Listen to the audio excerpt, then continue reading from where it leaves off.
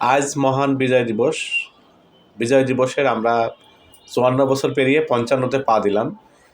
এই বিজয় দিবসে আমরা এবারের বিজয় দিবসটা একটা অত্যন্ত গুরুত্বপূর্ণ একটা বিজয় দিবস, যেখানে সারা দেশে একটা বিশেষ করে স্বাধীনতা বিরোধী শক্তি একটা মাথাচাড়া দিয়ে ওঠার চেষ্টা করতেছে।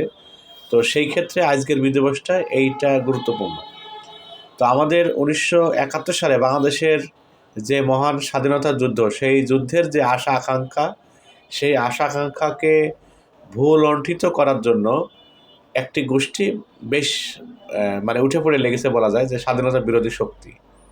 তো সেই জায়গাটায় আজকের এই বিজয় দিবসে আমরা আজকে দেখলাম যে সারা দেশের মানুষ খুবই স্বতঃস্ফূর্তভাবে মুক্তিযুদ্ধের পক্ষে স্লোগান দিয়ে তারা বিজয় দিবস উদযাপন করেছে।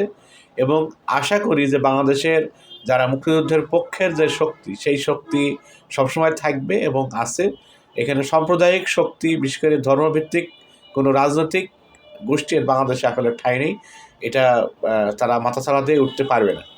আপনারা জানেন যে বিগত ফ্যাসিস্ট সরকার যারা ১৭ বছর মানুষের উপর জুলুম নির্যাতন চালিয়ে আসছে, তাদের বিরুদ্ধে যে লড়াই ছিল আমাদের বৈষম্যহীন সমাজ প্রতিষ্ঠার জন্য, সেই স্বপ্ন আমাদের এই বর্তমান সরকার পূরণ করতে পারেনি।